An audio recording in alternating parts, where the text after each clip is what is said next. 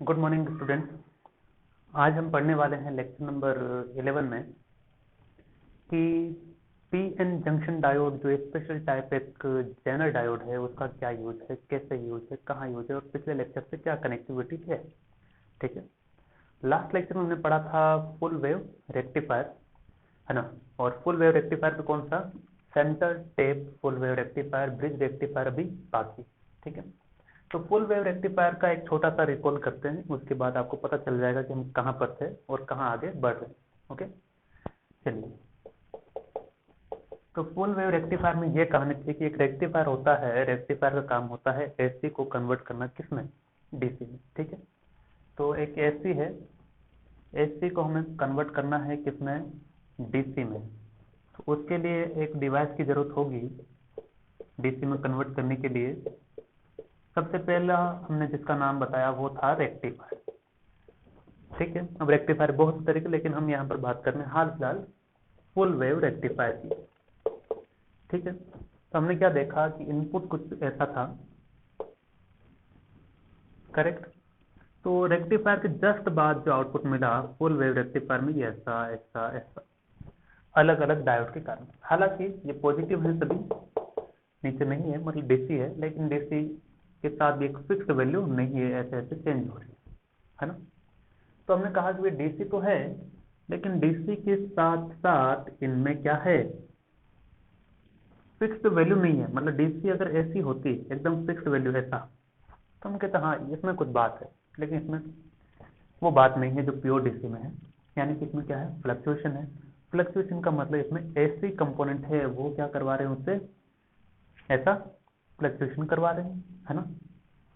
तो कितना फ्लक्चुएशन करवाते हैं उसको हमने निकाला था किससे, रिपल फैक्टर से। ओके, रिपल फैक्टर से, जिसका रिपल फैक्टर जितना कम होगा उसका फ्लक्चुएशन भी उतना ही कम। ठीक है, ये निकालने के बाद हमने कहा कि अब फ्लक्चुएशन तो पता चल गया कितना है, लेकिन इसे हटाओगे कैसे, है ना। तो उसे हटाने का एक तरीका था अपने पास, क्या, उसे हटाने का तरीका था कि एक फिल्टर लेकर आना पड़ेगा, है ना। तो हमने कहा एक फिल्टर लाओ, तो फिल्टर लाए। फिल्टर में क्या यूज किए, कैपेसिटर, सस्ता सुंदर, और यही था सस्ता सुंदर टिकाऊ, है ना, लाइट वेट, हल्का भी। तो फिल्टर हमने कैपेसिटर यूज किया, तो हमने देखा कि आउटपुट आया कुछ ऐसा। अब देखो, अगर इसका थोड़ा सा हम ठीक से ऑब्जर्वेशन करेंगे तो हमें पता चलेगा कि फ्लक्चुएशन तो है लेकिन बहुत कम है। देखो इतना था, पहले इतना बढ़ा, फिर कम, फिर बढ़ा, फिर कम, फिर बढ़ा, कम। यानी कि क्या है कि थोड़ा सा इसका फ्लक्चुएशन अभी भी है, यानी कि वोल्टेज चेंज हो रहा है। और जब भी वोल्टेज चेंज हो रहा हो, इस तरह से फिक्स्ड वैल्यू नहीं हो, तो इस तरह की सप्लाई को हम क्या कहते हैं, अनरेगुलेटेड डीसी वोल्टेज या फिर अनरेगुलेटेड पावर सप्लाई। ठीक है, अब हमारा सपना है, हम सबका सपना है कि अनरेगुलेटेड डीसी वोल्टेज को कन्वर्ट कर दें किसमें, एकदम प्योर डीसी में, है ना, एकदम प्योर डीसी में। इसका तो ये ऐसा था, ये ऐसा ऐसा ऐसा। हमारा सपना है कि भाई कैसे भी करके कोई डिवाइस लाओ जो कि क्या कर दे, प्योर डीसी लेकर आ जाए, एकदम कांस्टेंट वैल्यू, फिक्स्ड वैल्यू। तो जब फिक्स्ड वैल्यू आ जाएगी तो उसे क्या करेंगे, रेगुलेटेड डीसी वोल्टेज और regulated DC power supply. Okay, तो अब ऐसा करने के लिए एक सर्किट चाहिए जिसे हम कहते हैं वोल्टेज रेगुलेटर सर्किट।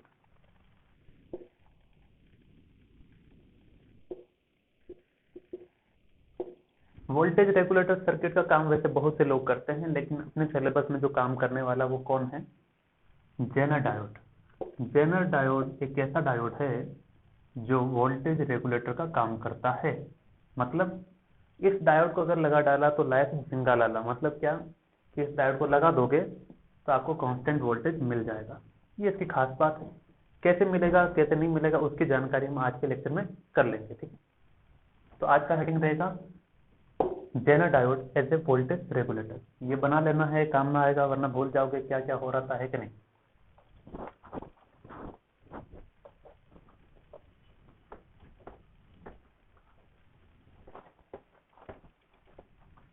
तो हेडिंग लगाएंगे Zener diode as a voltage regulator. तो अब होता है लेक्चर स्टार्ट। स्वागत है आप सभी का। दिख जाएगा इतना पर, मुझे नहीं पता रहता कहाँ तो दिख जाता है तुम्हारे बार। नहीं दिख रहा, अच्छा मैंने चेक कर लिया वरना दिखता ही नहीं है ना।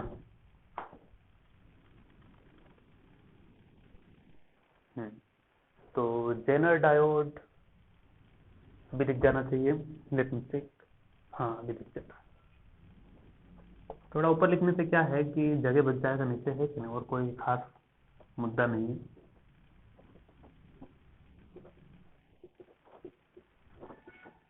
तो आप कहेंगे हमने तो जेनर डायोड पढ़ा ही नहीं है कि नहीं। पढ़ने की जरूरत भी नहीं है, क्योंकि इसी में पढ़ लेंगे, ठीक है। तो सबसे पहली बात कि जेनर डायोड जो है इट्स ए स्पेशल टाइप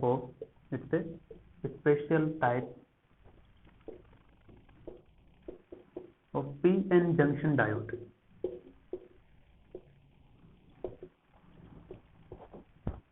कैसे? तो उसको दूसरे स्टेप में हम ये समझते हैं कि जो पीएन जंक्शन डायोड होता है या फिर उसे सेमीकंडक्टर डायोड भी कह सकते हैं, उसका सिंबल कुछ ऐसा होता है कि नहीं।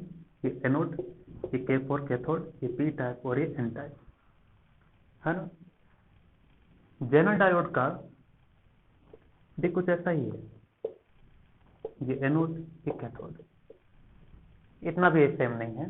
क्या चेंज है? चेंज ये है कि यहाँ पर एक ऐसे, यहाँ पर एक ऐसे।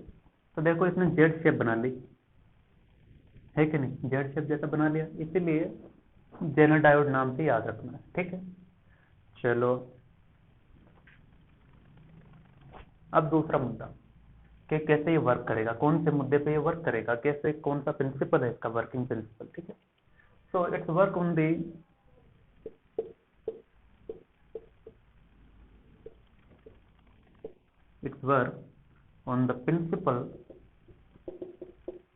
प्रिंसिपल PLE होता है क्या, PLE होना चाहिए, on the principle of reverse biasing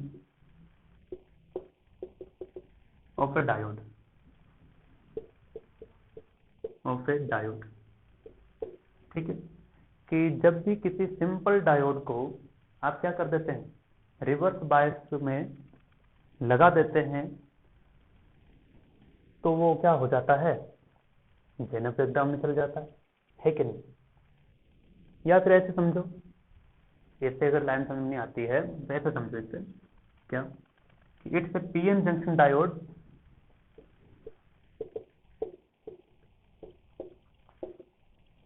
which is designed to work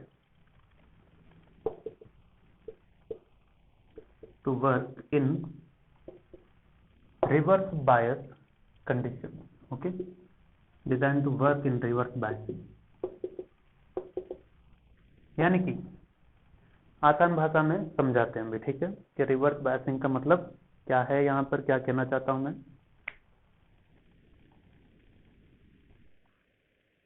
तो समझे इसे। तो देखो ऐसा है, इसको नहीं मिटाते हैं, रहने देते हैं, है ना। नीचे दिख जाएगा, मैं थोड़ा सा कैमरा नीचे कर देता हूँ ताकि आपको बोर्ड और दिख जाएगा। हाँ अभी ठीक है। चलिए तो देखो, ऐसा हमने पढ़ लिया है क्या कि कोई भी जो पीएन जंक्शन डायोड है,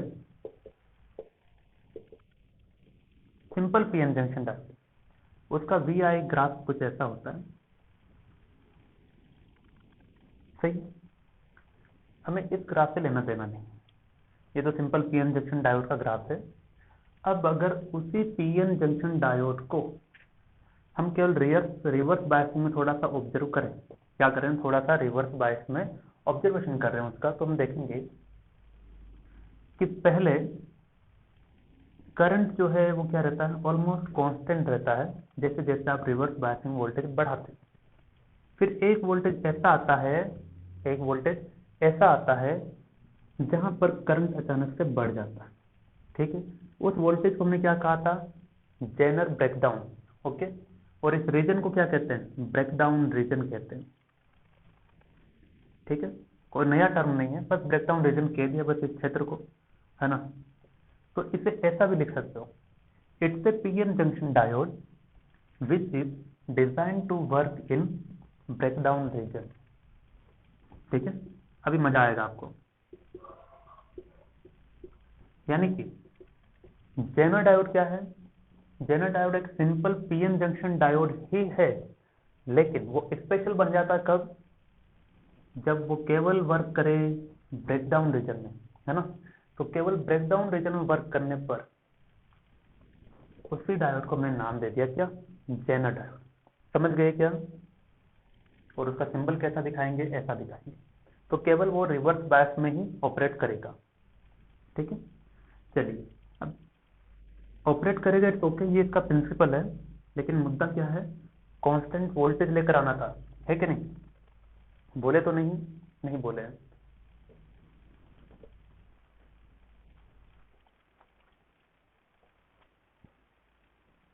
तो मुद्दा ये था कि कांस्टेंट वोल्टेज लेकर आना है ना। तो कांस्टेंट वोल्टेज लाना मतलब टारगेट ये है कि अनरेगुलेटेड से रेगुलेटेड लेकर आना है, किसकी सहायता से, जेनर डायोड की सहायता से। जेनर डायोड काम करता है केवल किसमें, ब्रेकडाउन रीजन में। और ब्रेकडाउन कहाँ होता है, रिवर्स बायस कंडीशन में। यानी कि Zener diode is always connected in reverse bias situation. Okay, is always connected in reverse biasing mode और reverse bias mode. ठीक है, कुछ नहीं है भाई, ब्रेकडाउन में ऑपरेट करवाना है, उसके लिए उसको किस में कनेक्ट करना पड़ेगा, रिवर्स बायस में। ठीक है, चलिए दूसरी बात, Zener diode gets the input from the unregulated DC voltage। ठीक है, gets the input of unregulated DC voltage। नीचे दिख जाना चाहिए, लेट मी चेक, दिख जाएगा। तो जेनर डायोड का काम तुमने पता कर लिया, अभी ब्रेकडाउन में काम करेगा, ब्रेकडाउन में काम करने के लिए रिवर्स बायस में कनेक्ट करना पड़ेगा। और उस जेनर डायोड को इनपुट कैसा मिलेगा, अनरेगुलेटेड। और अनरेगुलेटेड मैंने कैसा बनाया था, ये याद रखना, काम आएगा बहुत ज्यादा। ठीक है, जब भी मैं कहूँ कि जेनर डायोड का इनपुट कैसा, ये है, ये इनपुट है, कहाँ से आया, रेक्टिफायर से, फिर फिल्टर से, फाइनली ऐसा था। ठीक है, चलिए अब ये हो गई जेनर डायोड की छोटी छोटी बातें। अब बात आती है कि कांस्टेंट वोल्टेज लेकर कैसा आएगा। ठीक है, उसके लिए हम थोड़े पॉइंट और समझते हैं।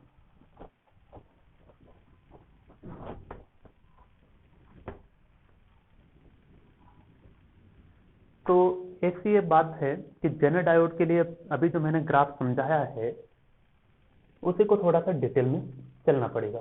ओके, और ये भी आपको पता चल गया कि जेनर डायोड हमेशा ऑपरेट होगा किसमें, ब्रेकडाउन रीजन में, जहां पर वोल्टेज क्या रहता है, कांस्टेंट रहता है, और करंट क्या होता है, चेंज होता है। चलिए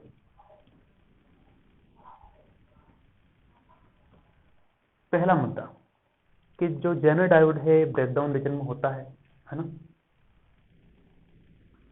हमें रिवर्स बायसिंग पर ही देखना है, रिवर्स बायसिंग। इसका ग्राफ कैसा, इसका ग्राफ ऐसा,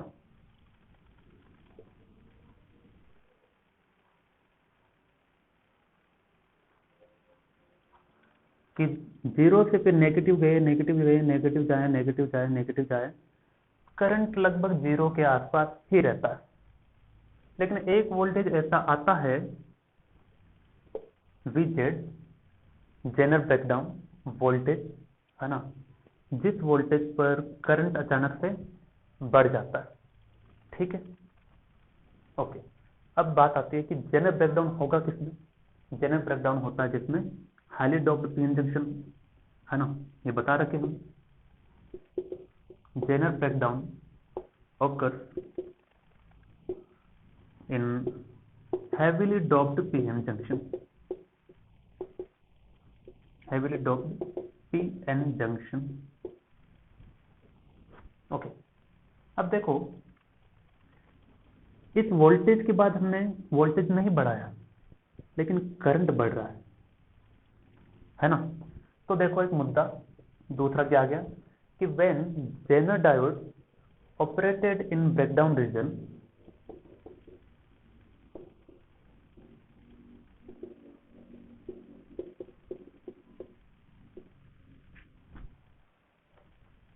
या फिर ऐसा लिखो कि in breakdown region voltage remain constant और current change by large amount, ऐसा लिख सकते हो, है ना।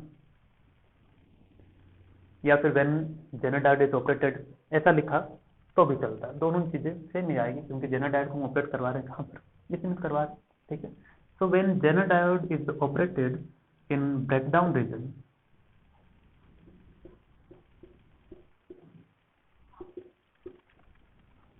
इन ब्रेकडाउन रीजन, तो क्या होगा, voltage remains constant, almost constant, not perfectly constant, थोड़ा बहुत तो चेंज होता ही है, यानी इधर उधर रहता ही है, not almost, sorry not perfectly constant, almost constant, ठीक है। So when Zener diode is operated in breakdown region, it's voltage remains constant, it's voltage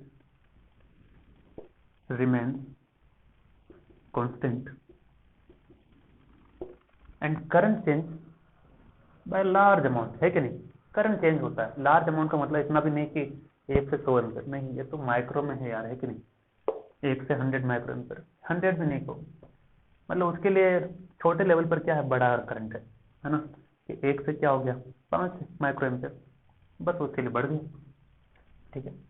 तो it's voltage remains constant and current changes by large amount.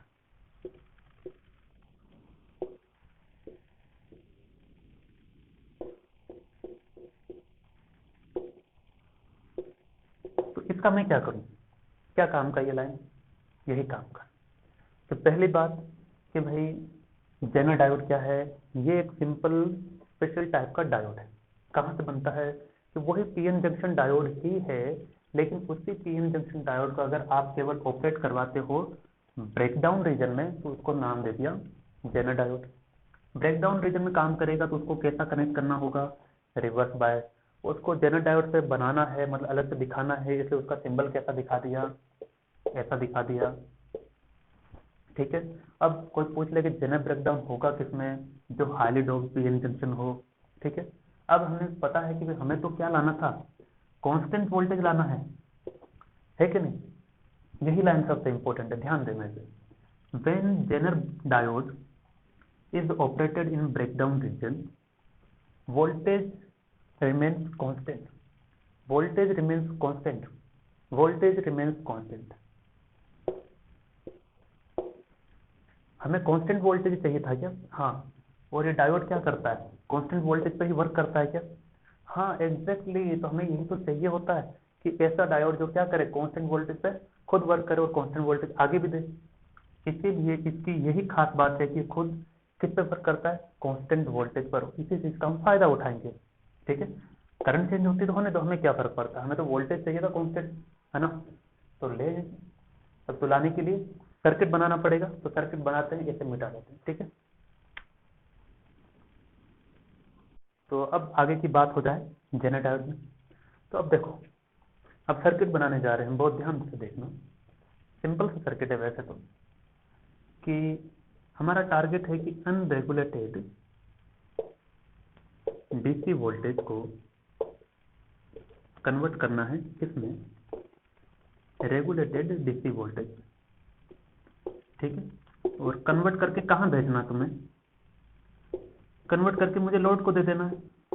Load मतलब जैसे TV हो गया, laptop हो गया, mobile phone हो गए, है ना, चार्जर हो गया, जो भी। तो अनरेगुलेटेड कैसा दिखता है तुम्हें, या फिर उससे पहले अनरेगुलेटेड को रेगुलेटेड में बदल रहा है कौन, जेनर डायोड, है ना। ओके, अब देखो पहली बात, अनरेगुलेटेड तुम्हें ऐसा दिखाई देता है ना? तो क्या जेनर डायोड उसको इसी में बदलने वाला है क्या, और यही डीसी पे लोड को मिलने वाली है? ऐसा हमें लग रहा है। तो देखो इनपुट में काफी वेरिएशन है। इनपुट जो वोल्टेज है ना, इसे मैं वी इनपुट कह देता हूँ, है ना, ये वी इनपुट है। ओके, तो वी इनपुट देखो पहले ज्यादा था, फिर कम हुआ, फिर ज्यादा, फिर कम, यानी कि कम ज्यादा होते ही जा रहा है, यानी कि थोड़ा सा अप्स एंड डाउन है इसमें, यानी कि वेरिएशन है। तो क्या वेरिएशन होते हुए भी ये कांस्टेंट दे पाएगा? हाँ, तो एक लाइन लिख लेंगे। क्या लाइन लिखेंगे? लाइन ये लिख देंगे, that is a Zener diode or a voltage regulator. Okay, a voltage regulator maintains a constant voltage. A voltage regulator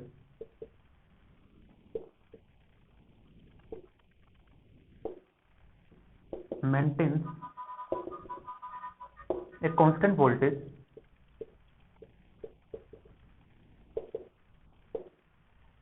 across the load, जो लोड को देने वाला हूं, voltage across the load regardless of the variation in the input voltage.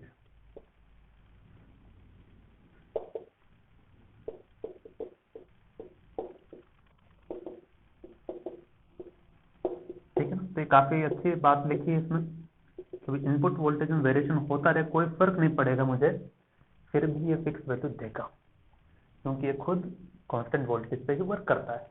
कब? जब breakdown region, breakdown का मतलब reverse bias में। ठीक है, चलिए अब इसे मैं मिटा दे रहा हूँ। ठीक है,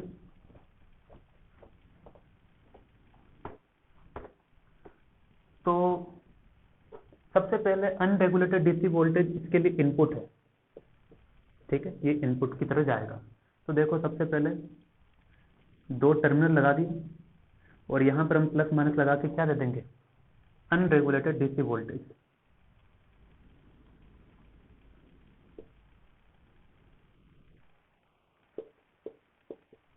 ठीक है, जिसका नाम क्या है? We input.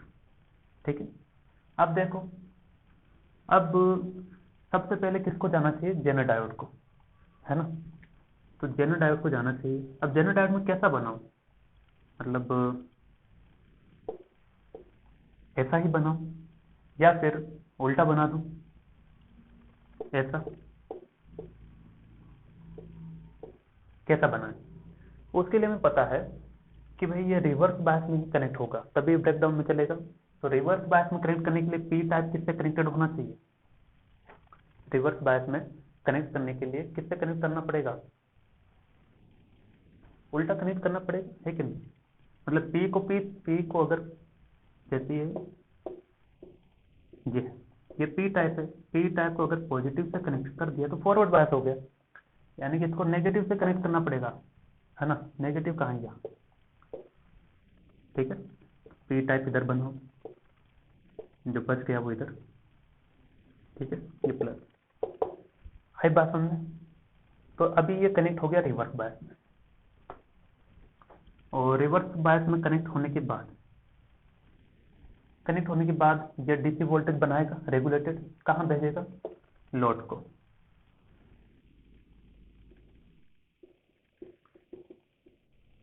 ठीक है, अब लोड को भेजेगा, दैट इज ओके, लेकिन मैं लोड लिखूं या फिर लोड का रेजिस्टेंस आरएल, एक ही बात है ना?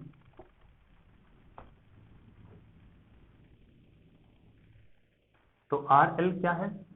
Load resistance. तो ये देखो सर्किट बन गया आसानी से, लेकिन थोड़ा सा अधूरा है। क्या अधूरापन है इसमें, देखते हैं।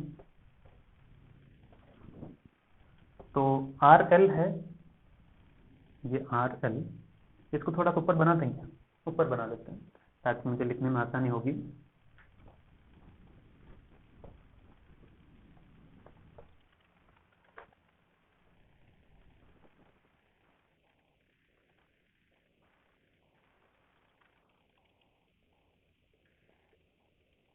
ये हो गया जेनर डायोड, यहां पर हो गया लोड। ओके, ये प्लस है, ये माइनस है, वी इनपुट। याद रहे वी इनपुट कैसा दिख रहा है? ऐसा। ठीक है, अब आगे आगे क्या है? कि RL is the load resistance. RL क्या है? Load resistance. ओके, अब आगे इसमें हमें पता है कि जो जेनर डायोड है ना, रिवर्स बायस कंडीशन में ऑपरेट होता है, तो रिवर्स बायस हमने ले आया और एक फिक्स्ड वोल्टेज पर ये वर्क करेगा, और वो फिक्स वोल्टेज क्या है? VZ है।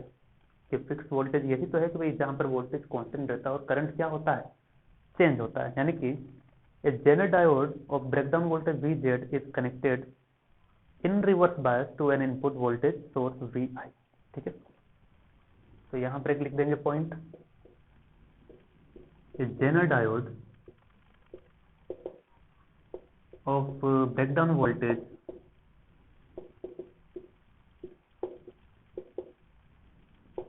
VZ is connected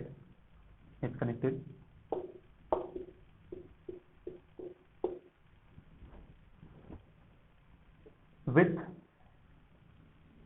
is connected in reverse biasing with source. Okay, it's connected in reverse bias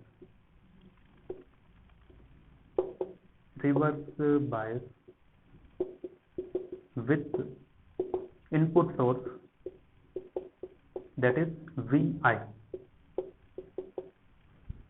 ठीक है, ये हो गया circuit 80%।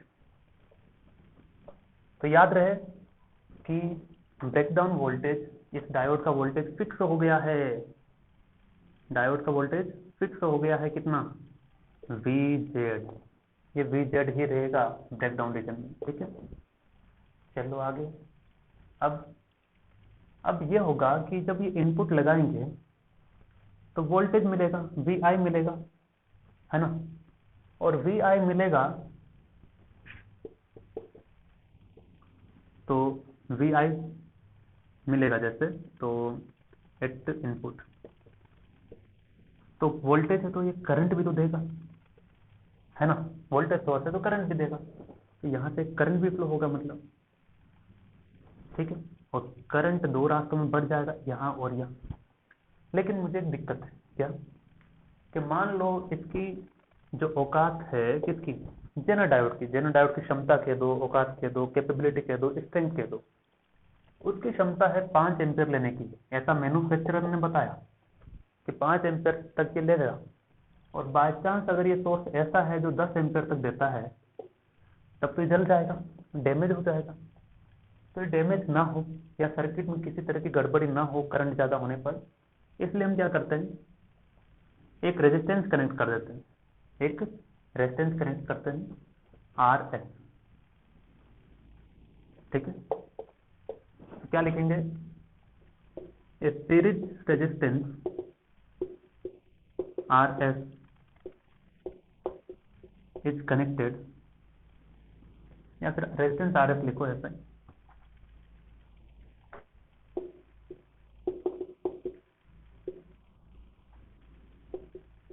RS is connected in series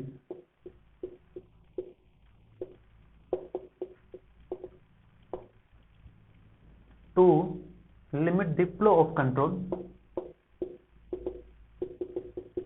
limit the flow of current through diode। कि diode से ज्यादा current ना जाए, क्योंकि ज्यादा अगर उसकी क्षमता से ज्यादा करंट चली गई तो डायोड जल जाएगा और सर्किट पूरा का पूरा खत्म, बेकार हो जाएगा, है क्या? चलिए, यहां तक हो गया, इसे लिख लीजिए, आगे बढ़ते हैं। अब हम बात करते हैं किसकी? लोड रेजिस्टेंस RL की हम बात कर चुके हैं, है ना। चलिए, तो अब इसका सर्किट बना करके कंप्लीट कर देते हैं। तो इसमें तीसरे पॉइंट को देखते हैं, क्या है इसमें आगे, कि RL को हमने कनेक्ट कर दिया कहां पर? ये यहाँ पर ब्रेकडाउन वोल्टेज पे ऑपरेट करेगा, और RS वोल्टेज, हम RS का जो रेजिस्टेंस है वो लगा दिया। RL को हमने कनेक्ट किया है कहां पर? पैरेलल में कनेक्ट किया है, किसके साथ? जेनर डायोड के साथ। इसके पीछे क्या रीजन है, तो लिखेंगे जेनर डायोड और या फिर load resistance RL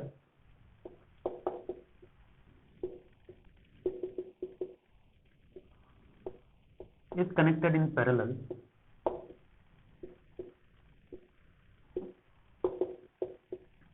with RL, with Zener diode। और Zener diode की खास बात क्या कि ये कांस्टेंट वोल्टेज पर ऑपरेट होता है,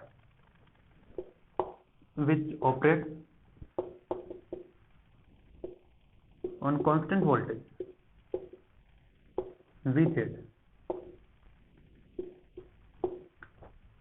तो ये दोनों पैरेलल में है, तो जो वोल्टेज इसका है वही वोल्टेज इसका होगा क्या, और इसका वोल्टेज तो कांस्टेंट है, क्या इसका भी वोल्टेज कांस्टेंट होगा? एक्जैक्टली, है ना। यानी कि इसका जो वोल्टेज होगा वो भी क्या होगा? Vz ही होगा। इसे ऐसे लिख देते हैं भाई, output is equal to Vz। आ गया? ये इससे क्या है? Parallel.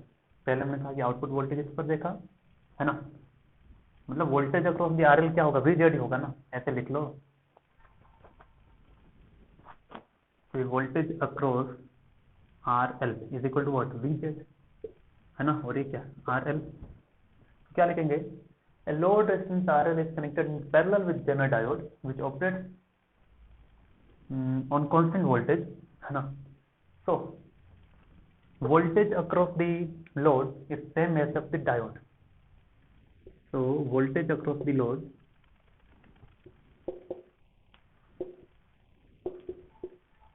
is same as that of diode। ठीक है, यानी कि VRL is equal to Vz। तो वोल्टेज कांस्टेंट मिल गया, है ना। चलिए देखते हैं। अभी दिल्ली दूर है,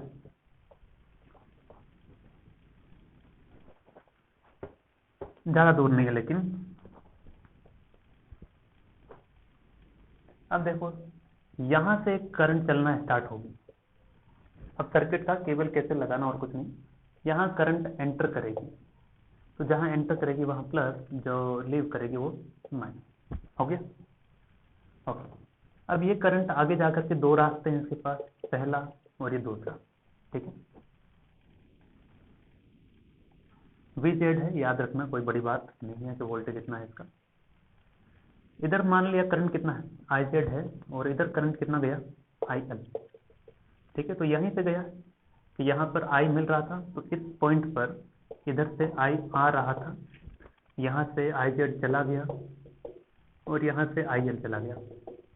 तो KCL क्या कहता है कि जो करंट आ रही है इक्वल टू करंट जा रही है ना। KCL लगाएंगे, from KCL I equal to, दिख जाएगा कि दिख जाएगा, तो I equal to IZ plus IL। ठीक, अब देखो जो इनपुट वोल्टेज है ना, तो ये ऐसा है कुछ। यहाँ पर अगर मैं KVL लगाता हूँ तो क्या आएगा? ये देखो ऐसा, पहले वाले लूप में अलग से देखें, इसमें इसका वोल्टेज कितना? Vz है, इसका वोल्टेज कुछ नहीं पता। तो देखो करंट I जा रहा था, ये रेजिस्टेंस RS है, तो I इंटू RS, इसको क्या कह देते हैं? Vs। तो Vs क्या है? I into R। ठीक है, और ये है वोल्टेज V इनपुट। सही है।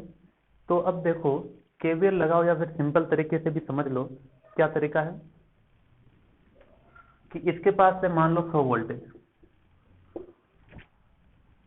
और ये 100 वोल्टेज ये देना चाहता है दो लोगों को, दो हैं इसके सामने देने के लिए। इसको मान लो दे दिया 70 वोल्ट, इसको कितना देगा? 30 वोल्ट, यानी कि 100 इक्वल टू कितना? 70 प्लस 30। ठीक है ना। 100 की जगह कितना? V input equal to Vs plus Vz, यानी कि डायरेक्ट लिख सकते हो, सिंपल लॉजिक से। यानी कि इनपुट है, इनपुट कितने लोगों को मिलता है? 2 लोगों को, एक और ये 2, है ना। यानी कि V इनपुट या फिर V I लिख दो, I से समझ जाना, is equal to Vs plus Vz। तो इसका जो वोल्टेज हमने क्या मान लिया? Vs मान लिया है। कोई दिक्कत किसी को? नहीं, Vs और Vz, और ये जो Vz है वही यहाँ पर पैरेलल है वो, तो है ना। ये इक्वेशन 2।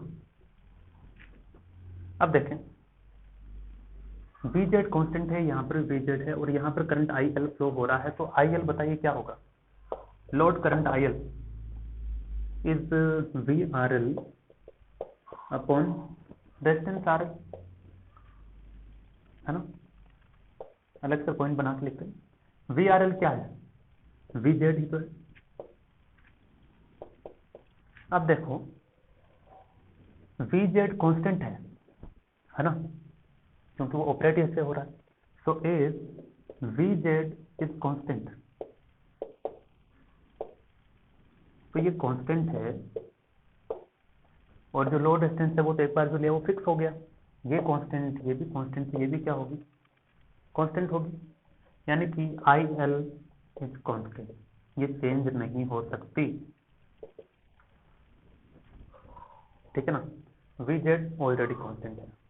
ओके, वी एस को क्या लिख सकता हूँ, वी एस को ऐसा लिख सकते हैं आई इंटू आर एस, है ना।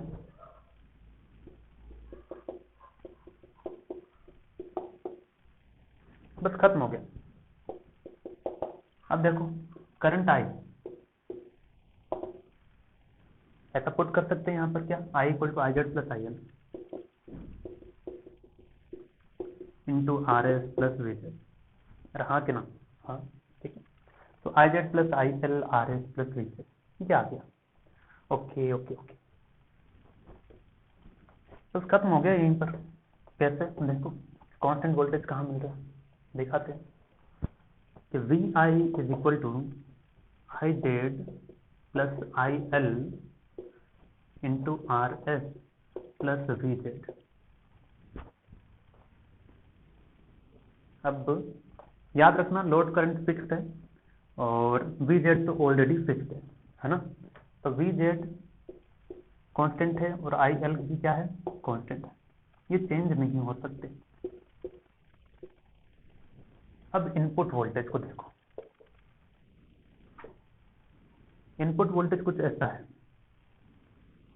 ठीक है, ये पहले इंक्रीज होता है, पहले यहाँ पर कोई फिक्स वैल्यू, फिर ये इंक्रीज होता है यहाँ तक, फिर डिक्रीज होता है, फिर ये इंक्रीज हुआ, फिर ये डिक्रीज हुआ, यानी कि कम ज्यादा कम ज्यादा कम ज्यादा हो रहा, कौन, वी आई। तो अब देखो इफ वी आई इंक्रीजेज तो क्या होगा, किसका वैल्यू बढ़ेगा, ये हमें चेक करना है। तो देखो वी इनपुट इंक्रीज हुआ है तो करंट बढ़ना चाहिए, क्योंकि वोल्टेज तो डायरेक्टली करंट के प्रोपोर्शनल है ना, करंट बढ़ेगा, लेकिन ये करंट क्या है, दो पार्ट में बंटी हुई है, दो पार्ट में डिवाइडेड है, कि ये करंट बढ़ गई, लेकिन कौन सी करंट बढ़ी, ये वाली या वाली, दोनों बढ़ गई, है ना। वी इनपुट बढ़ाया तो ये करंट बढ़ेगा, लेकिन ये करंट खुद क्या है, दो पार्ट का कॉम्बिनेशन है, तो वास्तव में कौन बढ़ा, क्या दोनों बढ़ गए हैं या फिर कोई एक बढ़ा, वो चेक करें। तो इफ वी आई इंक्रीजेस तो हमें पता है कि फिक्स कौन कौन है, ये फिक्स्ड है तो ये चेंज नहीं हो सकता, आई एल क्या है, फिक्स्ड है तो ये चेंज नहीं हो सकता, नहीं हो सकता ना, यानी कि चेंज कौन होगा, I Z will change. Okay, so if Vi increases, then IZ current through diode, then IZ will change. Okay, but voltage remains constant across the diode.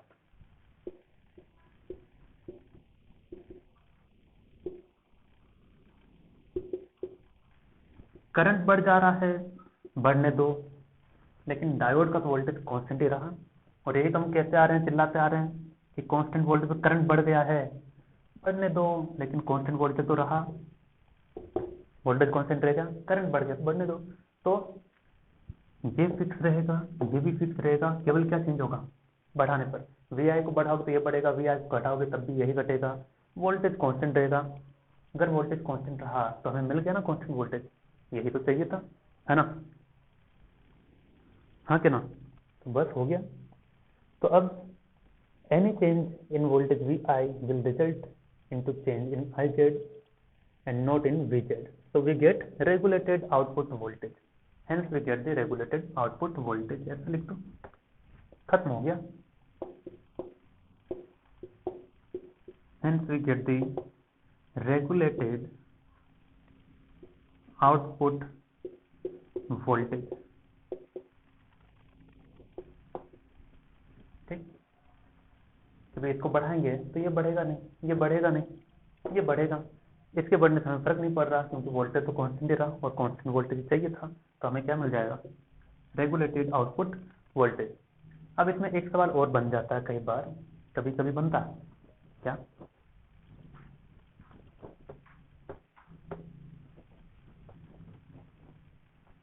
कि मिनिमम वैल्यू आर एस का क्या होना चाहिए, इस पर हम बात करते, वो खत्म हो गया, ठीक है ना। हम थोड़ा सा अलग चल रहे हैं इसमें, कई बार सवाल आता है, अपने स्टेट बोर्ड में भी है, क्या है कि सीरीज रेजिस्टेंस आपको हर बार कनेक्ट करना पड़ेगा, ये बात सही है।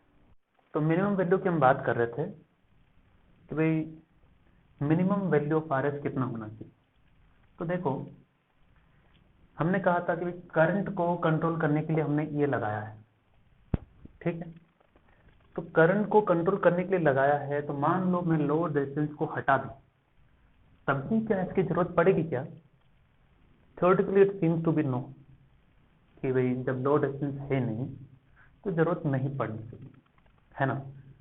तो फिर भी हम चेक करते हैं कि मिनिमम वैल्यू एक्सप्रेशन में कितना आता है, ठीक है। So for minimum value of series resistance,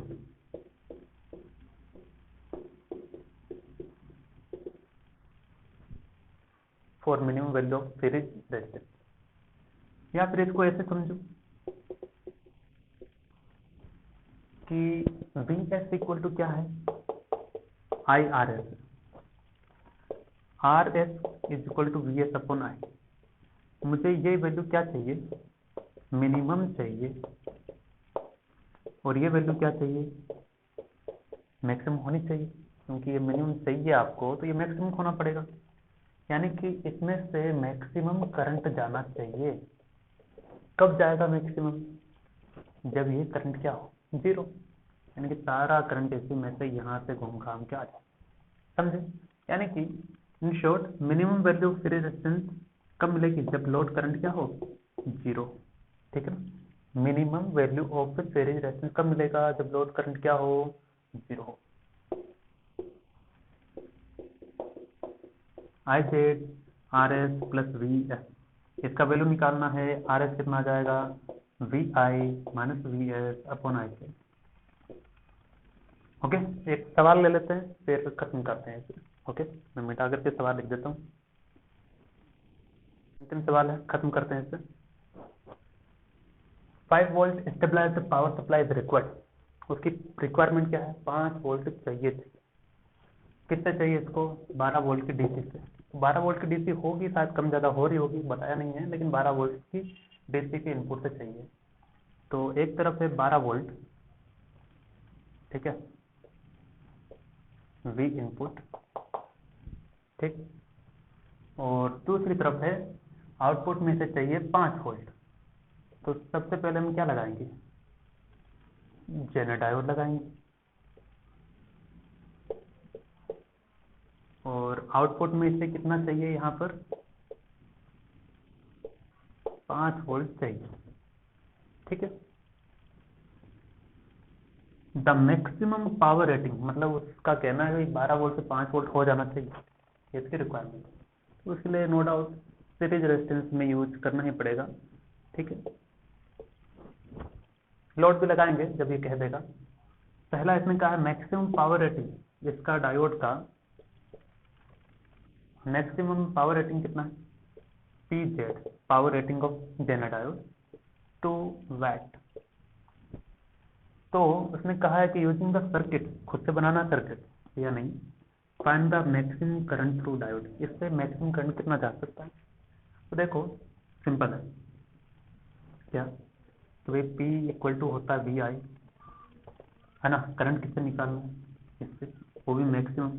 maximum का मतलब जब लोड कनेक्टेड नहीं है, क्यों, क्योंकि अगर लोड कनेक्ट कर दोगे तो कुछ करंट उधर चल जाएगा, फिर वो मैक्सिमम कैसे है ना। तो लोड कनेक्टेड नहीं है, वोल्टेज कितना, वोल्टेज कितना, वोल्टेज P है, करंट निकालना, तो आई मैक्स कितना आ जाएगा, P Z upon V, E Z कितना 2 है, वोल्टेज कितना है 5, कितना आ जाएगा? तो I max let me tell you the in milliampere answer of this, it's 400 milliampere. Okay, यानी कि 0.4 एम्पियर आएगा तो 400 मिली एम्पियर लिख दिया। तो इसका करंट कितना है 400। तो जब लोड कनेक्टेड नहीं है तब करंट कितना है 400 मिली एम्पियर है, मैक्सिमम तभी आता है ना। Minimum value of R S, ये कभी करवाया था कि मिनिमम वैल्यू आर एस का फॉर्मूला क्या है, V S V I minus V S, है ना। Let me tell you the formula, V S minus V Z upon I Z.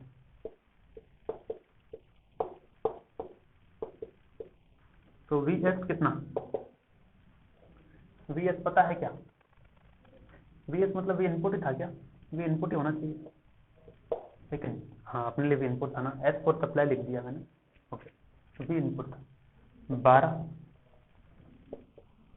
ये R S 12 minus V Z 5 upon I Z. Load connected नहीं है अभी, इसने कहा ही नहीं ना लोड कनेक्टेड नहीं है, और लोड तो वैसे भी नहीं हो, आई एल 0 जो कर दिया। आई जेड कितना मैक्सिमम कितना हो सकता है करंट 400 मिली एम्पियर, कितना आ जाएगा, it's comes out to be 17 point something, यानी कि 17.5 के आसपास आएगा। ठीक है, तो इसका आंसर आया अपना 17.5 ओम। अब पूछा है, अब लोड कनेक्ट कर दो, find I L if R L is equal to 1 kilo, है ना। तो जब लोड कनेक्टेड नहीं था तो यहाँ पर करंट कितना जा रहा है 400 मिली एम्पियर ही जा रहा है, यानी कि जितना इधर से आ रहा होगा उतना ही इसमें चला गया, है ना। तो करंट इधर आ कितना रहा था 400 मिली एम्पियर आ रहा था, जब लोड कनेक्टेड नहीं था तो यही करंट घूम घाम के इसमें आ गया। अब लोड कनेक्ट करना है, ठीक है। आर एल कितना 1 किलो, तो इसने कहा कि इसमें करंट कितना होगा, तो आई एल निकालना है। इसके ऊपर वोल्टेज कितना होगा, वही 5 वोल्ट, जो जेनर डायोड का वही इसका होगा। आई एल क्या आ जाएगा, वी अपॉन रेजिस्टेंस यानी कि 1 किलो, तो ये आ जाएगा कितना, let me give the data in milliampere, it's 5 milliampere. Okay, अच्छा ये तो सीधा ही हो गया 5 मिली एम्पियर, ठीक है। तो ये हो गया अभी आई एल कितना 5 मिली एम्पियर हो गया। तो देखो जब लोड कनेक्टेड नहीं था तो इतना करंट आना ही था, तो कनेक्टेड है तब भी तो करंट उतना ही आना है, लेकिन ये 400 मिली एम्पियर में से 5 एम्पियर उधर चला गया, 5 मिली एम्पियर, ठीक है। अब सवाल अगला क्या पूछा है, the general current at full load, कि अब जनरल डायोड में से कितना करंट फ्लो होगा जब लोड आपने कनेक्ट कर दिया है। तो देखो लोड कनेक्ट करते 5 मिली एम्पियर खुद खा गया, 400 आ रही थी तो 400 में से 5 ये खा गया, कितना बचा इसके पास 395 मिली एम्पियर, यानी कि जनरल डायोड की करंट क्या जाएगी, तो भाई I equal to I Z plus I L होता है ना। आई जेड इक्वल टू क्या जाएगा, आई माइनस आई एल, आई कितना 400 माइनस आई एल 5, ये मिली एम्पियर।